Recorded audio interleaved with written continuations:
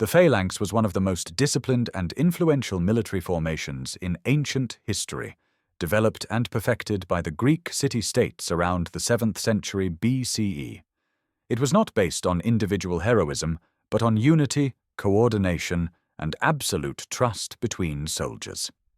In a phalanx, heavily armed infantry soldiers called hoplites stood shoulder to shoulder in tight ranks, sometimes 8 to 16 rows deep. Each soldier carried a large round shield, known as a hoplon, which protected not only himself but also the man to his left. This created a continuous wall of shields. Long spears, usually around 6 to 9 feet in length, projected forward in multiple layers, meaning the enemy faced several spear points at once before even reaching the front line. The real power of the phalanx came from discipline. Soldiers had to maintain formation at all costs. If one man broke ranks, it endangered everyone. Victory depended on collective movement, advancing together, holding position together, and pushing the enemy back through sheer pressure. This tactic was especially effective on flat, open terrain where the formation could stay intact. However, the phalanx had serious limitations. It was slow to maneuver and extremely vulnerable on the flanks and rear. Once the formation was broken, individual hoplites were poorly equipped for flexible combat. Rough terrain, hills, forests, or sudden attacks from the side could render the phalanx ineffective. Historically, the phalanx defined Greek warfare for centuries. It helped smaller city-states defeat larger forces, including Persian armies during the Greco-Persian Wars. Over time, it evolved, most notably under Philip II of Macedon, who introduced longer spears and deeper formations, turning the phalanx into an even more formidable weapon. The phalanx proves that in ancient warfare, organization and discipline could be more powerful than numbers or strength alone.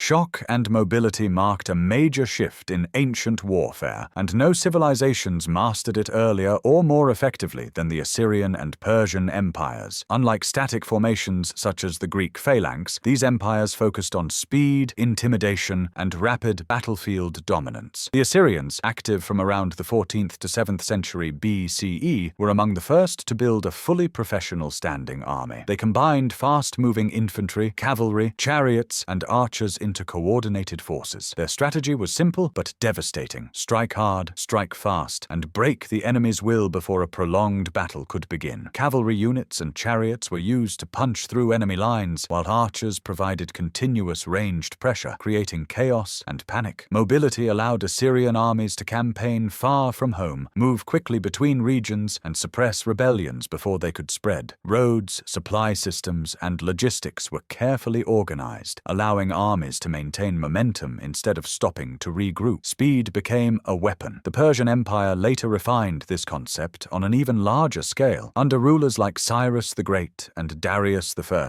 Persian armies emphasized flexibility rather than uniform tactics. Their forces included cavalry, infantry, archers, and troops, recruited from many cultures, each contributing specialized fighting styles. This diversity allowed Persian commanders to adapt quickly to different enemies and terrains. Shock tactics were not only physical, but psychological. Rapid advances, overwhelming numbers at key points, and sudden attacks were designed to convince opponents that resistance was hopeless. Many cities surrendered without battle, understanding what Persian armies were capable of when fully unleashed. Shock and mobility transformed warfare by proving that wars could be won through speed, coordination, and fear, not just endurance. These principles would later influence cavalry-based strategies for centuries, from ancient empires to medieval warfare.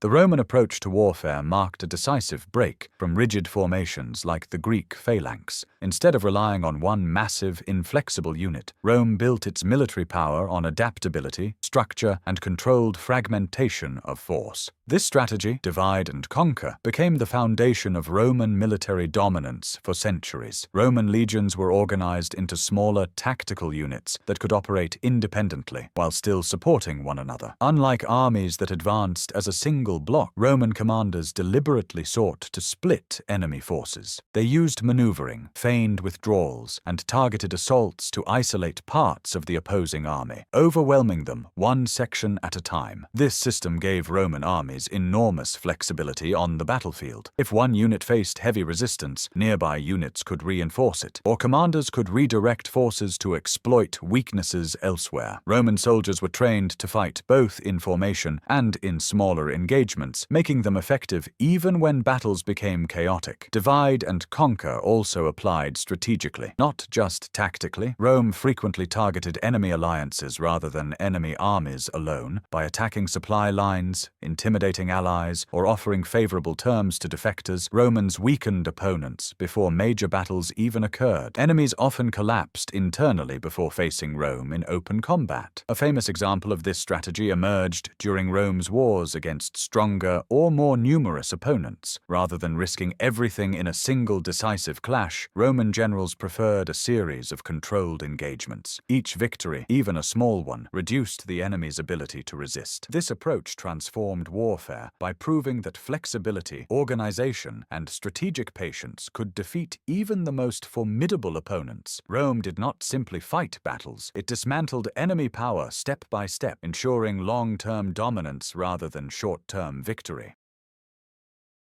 Ancient Chinese warfare placed immense importance on defense, long-term stability, and strategic patience. Rather than relying solely on decisive battlefield victories, Chinese states developed the concept of defensive depth, using layered fortifications and controlled space to exhaust and weaken invading forces over time. This strategy became especially prominent during the Warring States period and later under imperial dynasties. Instead of a single defensive line, multiple layers of walls, forts, watchtowers, and garrisons were constructed across key regions. If an outer position fell, defenders withdrew in an organized manner to the next line, forcing the enemy to fight repeatedly while stretching their supply lines. The most famous expression of this idea is the Great Wall system, not one continuous wall, but a network of barriers, fortresses, signal towers, and natural obstacles. Its purpose was not just to stop invasions outright, but to slow enemy movements, give early warnings, and allow imperial armies time to mobilize and respond. Terrain played a crucial role in this strategy. Mountains, rivers, and deserts were deliberately integrated into defensive planning. Invaders were funneled into narrow passes or exposed routes where they could be monitored, harassed, and cut off from supplies. Over time, hunger, fatigue, and low morale did as much damage as direct combat. Defensive depth also relied heavily on organization and administration. Garrison troops were rotated, supply depots were pre-positioned, and communication systems, such as smoke signals and beacon fires, allowed rapid transmission of information across vast distances. This approach demonstrated a key principle of ancient warfare. Victory did not always require destruction of the enemy army. By controlling space, time, and logistics, Chinese strategists proved that endurance and preparation could defeat even powerful invaders without a single decisive battle.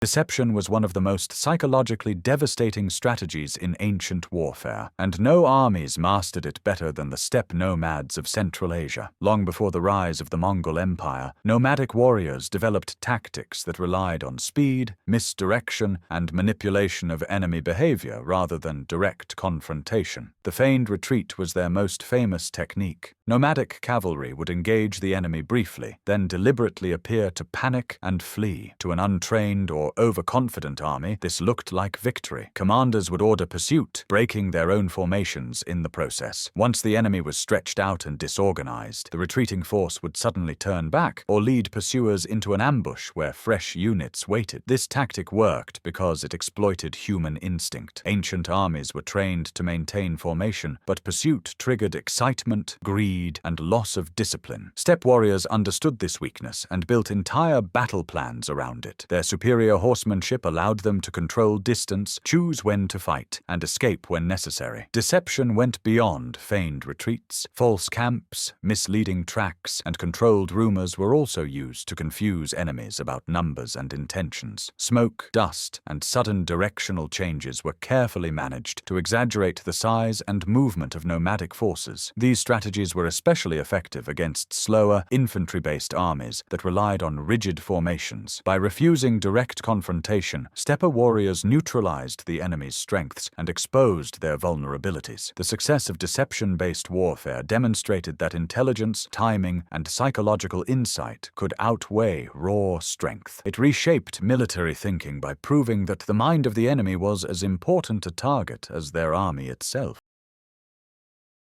Terrain domination was one of the most decisive yet underestimated strategies in ancient warfare. Rather than meeting the enemy wherever chance allowed, successful commanders deliberately chose where battles would be fought, using geography as a force multiplier. Persians, Greeks, and Romans all understood that the land itself could determine victory or defeat. Mountains, narrow passes, rivers, forests, and coastlines were not obstacles. They were weapons. By forcing an enemy to fight in confined spaces, a smaller or less mobile force could neutralize numerical superiority. Narrow terrain limited flanking maneuvers and reduced the effectiveness of cavalry, making disciplined infantry far more powerful. The Greeks demonstrated this principle clearly when defending against larger invading armies. By holding mountain passes or narrow coastal routes, they ensured that only a fraction of the enemy could engage at one time. This allowed smaller forces to hold their ground far longer than expected, turning geography into a defensive shield. Persian commanders also valued terrain, though in a different way. They preferred open plains where cavalry and archers could maneuver freely. When denied favorable terrain, Persian armies often struggled, not because of inferior numbers, but because their strategic strengths were restricted. The Romans elevated terrain domination to a systematic science. Before battle, Roman commanders carefully surveyed the land, positioning troops on higher ground, securing water sources, and protecting supply routes. Camps were constructed daily, often on elevated positions, ensuring safety even in hostile territory. Control of terrain also meant controlling movement. Rivers could delay advances, mountains could isolate armies, and roads could determine the speed of reinforcement. By mastering the landscape, ancient armies shaped battles long before weapons ever clashed. This strategy proves that in ancient warfare, victory often began before the battle started. The commander who controlled the ground controlled the outcome. Siege warfare was the ultimate test of patience, engineering, and endurance in the ancient world. Rather than defeating an enemy army in open battle, many civilizations chose to target cities themselves, knowing that political power, resources, and population were concentrated behind walls. In Mesopotamia, early sieges relied on surrounding cities and cutting off supplies. Over time, attackers developed specialized tools such as battering rams, siege towers, and scaling ladders to overcome fortified defenses. Defenders responded by strengthening walls, digging moats, and launching counterattacks from elevated positions. Carthage and later Rome transformed siege warfare into a highly organized military science. Roman armies, in particular, treated sieges as methodical operations. They built circumvallation walls to encircle cities completely, preventing both escape and reinforcement. Supply lines were targeted relentlessly, forcing defenders into starvation rather than direct confrontation. Engineering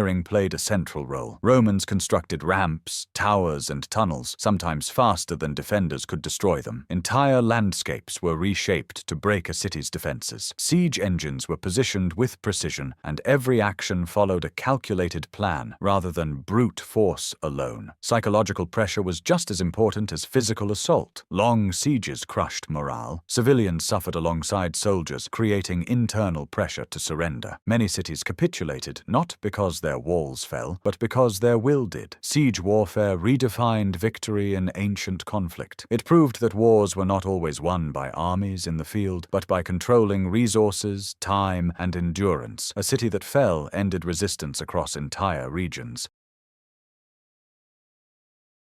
The Assyrian Empire pioneered one of the most extreme and effective strategies of ancient warfare, total war combined with psychological domination. Their goal was not just to defeat enemies militarily, but to destroy the will to resist entirely. Often before a battle even began, Assyrian armies deliberately cultivated a reputation for overwhelming violence. Cities that resisted were made public examples. Survivors were deported, leaders were punished, and entire populations were relocated. These actions were not random cruelty. They were calculated messages meant to spread fear across regions. News of Assyrian reprisals traveled faster than their armies. Psychological warfare reduced the need for prolonged campaigns. Many cities surrendered immediately upon hearing Assyrian forces were approaching. Resistance was seen as futile. In this way, fear became a weapon as powerful as swords or spears. Total war meant targeting everything that sustained the enemy: farmland, infrastructure, and population centers. By destroying crops and settlements, the Assyrians ensured that even if enemies escaped battle, they could not recover easily. War extended beyond soldiers to the entire society. This strategy required strong administration and logistics. Deportations were organized systematically, integrating conquered peoples into the empire as laborers and soldiers. Brutality served imperial stability, not chaos. The Assyrian model influenced later empires by demonstrating that psychological control could achieve strategic dominance faster than constant warfare. It remains one of history's clearest examples of how fear, reputation, and deliberate messaging can reshape the balance of power without endless battles.